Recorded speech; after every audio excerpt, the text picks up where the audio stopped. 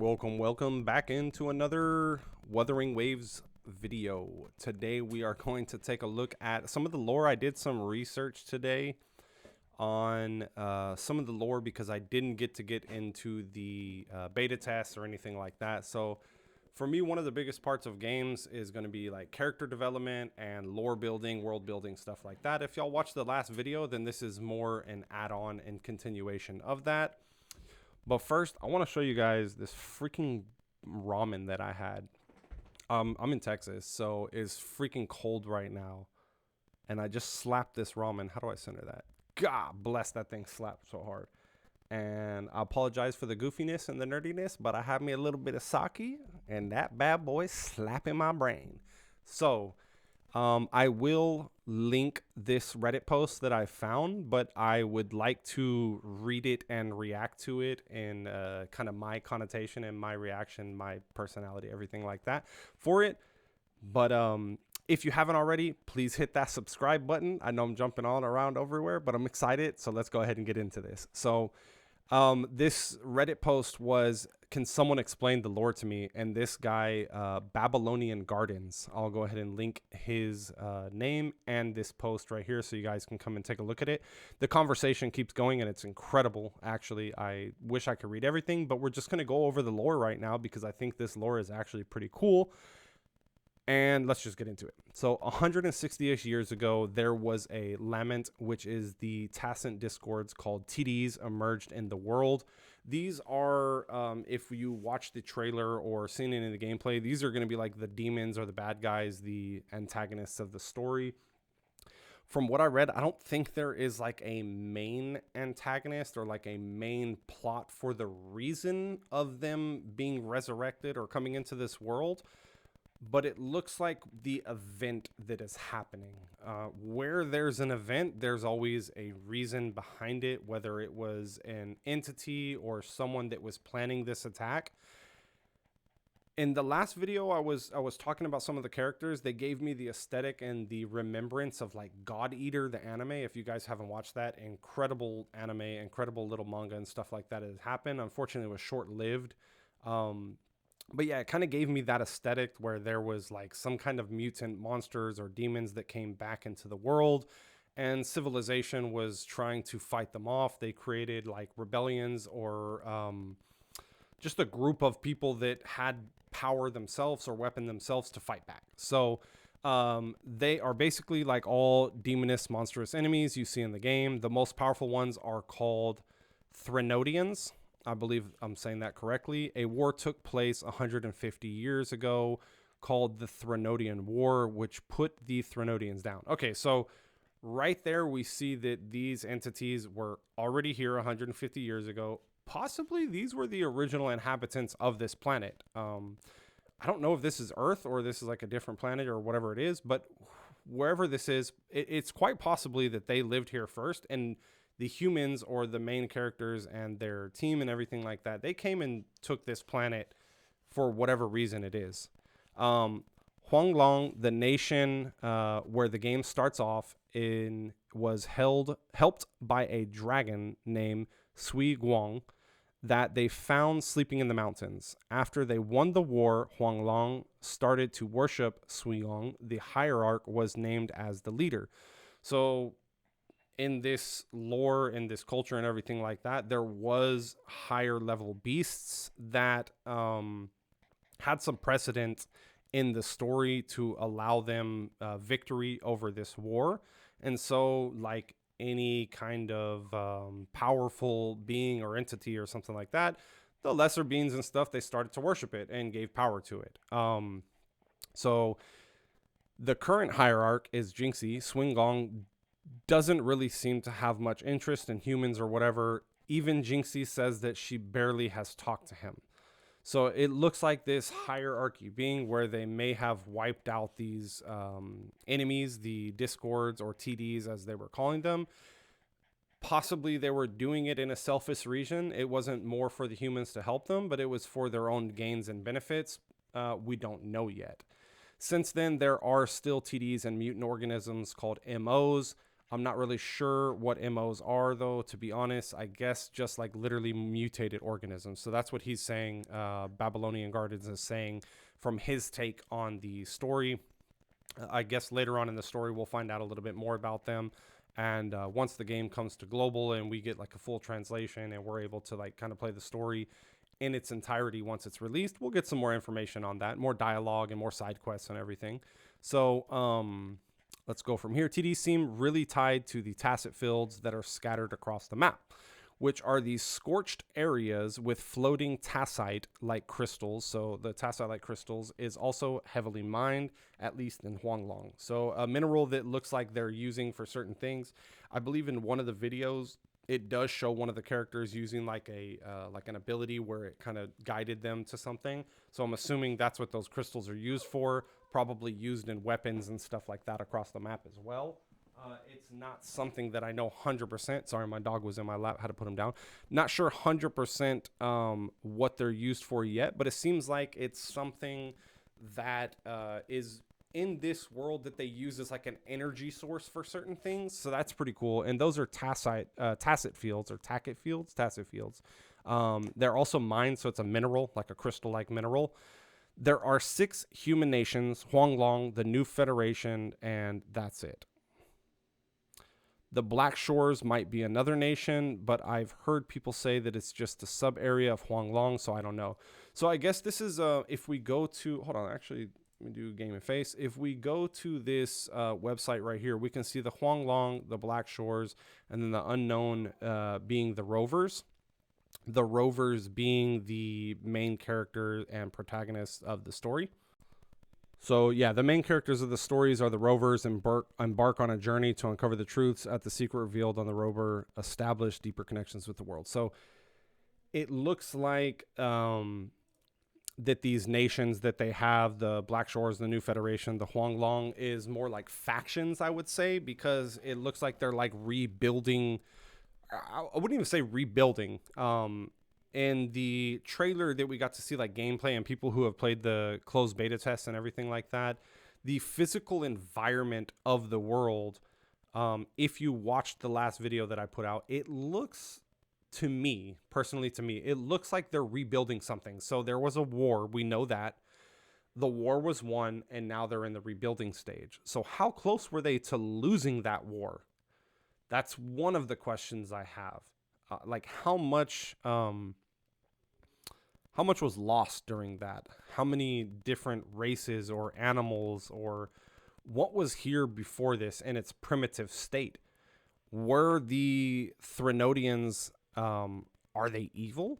Or are they fighting for a world that was theirs in the first place? Kind of like Avatar. Like if you look at the series of Avatar, like the Blue People Avatar, not the Airbender, but the Blue People Avatar, that world is being kind of taken over because of resources, the same way that wars have been fought in the past in our real life for fighting for different countries or oil and everything like that. So this environment that we're fighting in this story, are we truly the good guys, or are we taking land from these Threnodians? That's something that I'm curious about. I mean, if anyone has any more clarity on that, please, I'm open to comments. I'd love to hear that. Like I said, I'm just going through the information that I'm reading. I did not get into the closed beta test, but we will be covering this on a daily basis or every other day. So I'm going to be deep diving into this. And if anyone has any information to share about lore, I would love to hear it. Please hit me down in the comments and we can link up. So there have been various like TD waves over the past 150 years, which seem to awaken new TDs, new Threnodians. So they always have to be vigilant against the TDs. So same thing, like I was saying before, how this reminded me of the God Eater series. In God Eater, they had these different demons and classes of like monsters and stuff like that, that they would have hunters, and those hunters would have different weapons, whether it was like a sword or a gun or like a lance or a scythe and stuff like that. And they would fight against these. And inside of the core of their weapons was the God Eater essence of the weapon, and it would absorb the enemy into the weapon and basically demolish the organism. And so they mutated over time to become much larger and much more extravagant in power, that these primitive weapons that these humans that were using started to like not work so well on them, because there was like God tier or S tier or whatever they called them in the show. It's been a while since I watched it, but just the higher tier of enemy, that it would take like 20 different S tier warriors or fighters to go and fight it. And even then it was like near impossible to take it down, because just the sheer size of it was like a freaking moving city. I mean, they were huge, like a giant whale or a giant dragon flying in the sky that was literally the size of an airship. So that's what I'm interested, because there is always in these open world, there's bosses that are just huge in scale. So I'm interested to see if there's still some of the Threnodians that have survived through these wars, kind of went into hiding, kind of like this dragon that they were talking about, the Suiguang, the hierarch, that survived this war from the primitive time of like them fighting and everything like that. And if these factions of humans, if maybe one or some of them know about these, there's always some secret that's being hidden in the background of these stories that we get to find out. And there's always like a certain character that just, oh, I knew everything. Like I'm a friggin' archaeologist, and yeah, I knew this giant beast was there already, but I didn't want to tell anyone about it because I didn't want y'all to come and fight it, and I've secretly been feeding it, or I've secretly been enhancing it and studying it and stuff like that. So I'm curious to see that when it comes to this point. So getting on with this, resonators can also absorb echoes, remnants of TD. So that's what I was saying right here. Is this I had a comment from someone, and I apologize, I forgot the name of the person, but he enlightened me in the video of the trailer. They were like summoning monsters or summoning animals and stuff, and I was like, oh damn, are those mounts? And he was like, nah homie, those are like the relic system. Those are monsters that you fought, and you basically, that's how you gear up and stuff. So another piece of this, if anyone else has the same vibe of God Eater, please let me know, because I feel like not a lot of people know about God Eater, and that's probably me just being an introvert and being inside and not talking to a lot of people. But I feel like it's one of those underrated animes because it was so short, and I think it got canceled. But please let me know if anyone else is kind of feeling that vibe from here, and if so, I mean, it's great. I loved it. I would love to play a game that was based off of kind of that inspiration. So after the lament, people called resonators appeared, who have strange mutations and powerful abilities. That's what that thing was on Alto's neck, homeboy's neck. He had, here, let's go to it real quick. Was he under here? Yes, Alto. It doesn't show right here. In the video where it shows him, oh, I'm not even showing you guys, sorry.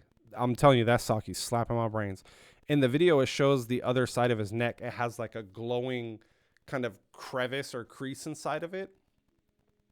And I asked if that was important. And so what this is saying right here is that these resonators appeared who have strange mutations and stuff like that.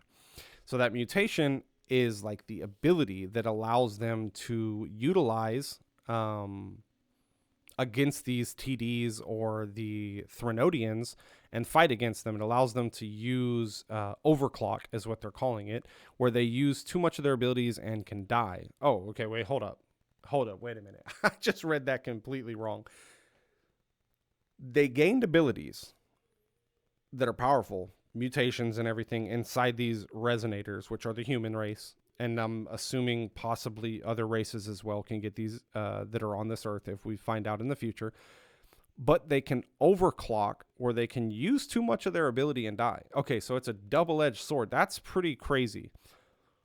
Also, a huge indicator of God Eater. God Eater had the same thing where they could go into a state using their weapon.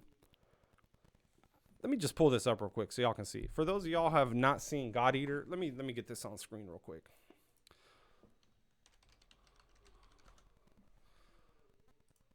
Bro, I shit you not. I typed in God Easter. That's hilarious. Okay, God Eater. Here we go. Where is it? Cool. That's Noelle. That's the girl that I was saying. She reminded me with the beret. That's her right there. Dope character. She claps mad cheeks in the show, like literally clapping cheeks. Let's see. God Eater anime. Okay, so this is the main character of the anime right here. Completely forgot his name since it's been so long. Lenka. Lenka was his name. I lied. So he has some kind of ability that allows him to tap into the sword a little bit more, and he gets like, I would say like a muscly. Also, I'm going to refer to another anime, Gantz. Whenever they have the suits in Gantz and they use like the full ability on Gantz, they get like more buff, or they're better with the sword, or they can use whatever their ability is a little bit better. So I'm wondering if these resonators, when they go into overclock, it got me thinking the main character can probably overclock and control it later down in the future. And there's probably other busted ass motherfuckers that can overclock and control it. I doubt that everyone that's just overclocking is getting clapped by their own ability. I doubt that completely. But let's keep moving on. The Saki is clapping. I keep on saying that. The basis of all these powers is a new particle called Wuthering. We figured out the whole story, bro. We found the name. I keep looking at this monitor because I see myself thinking that I'm looking at the camera. But we found the name, Wuthering. It is researched by the Academy, which the Academy is probably some hierarchy of this world, based in Tiancheng, the capital of Huanglang. And that's about it. So he wrapped it up, and I'll let you guys read this if y'all don't want to watch this entire video. If y'all already watched it, well, I'm telling you now. But if you want to go back and read this and continue the conversation, I promise it's great. But if anyone has any more information, please hit me down in the comments. I'm so damn excited for this game. Tomorrow, I'm probably going to do a reaction to all the characters that have been announced and their ultimates and abilities and stuff like that. We will make it 100% a more structured and beautiful kind of video. We're not going to see my face just yapping and yapping after a late night of ramen and sake. We'll get into the nitty gritty of it and we'll make it a little bit more professional. But thank y'all for who stuck around in this video. I apologize if nothing I said made absolutely any sense. I was just excited to get home and talk about this because I read it earlier and I was like, damn, this shit slaps. I'm trying to get in this game as soon as possible. So please hit that subscribe button. I'll be doing daily or every other day Wuthering Waves content. And as soon as the game drops, we'll be on that bad boy, slapping brains, making guides, and doing our thing. I'll see y'all in the next video.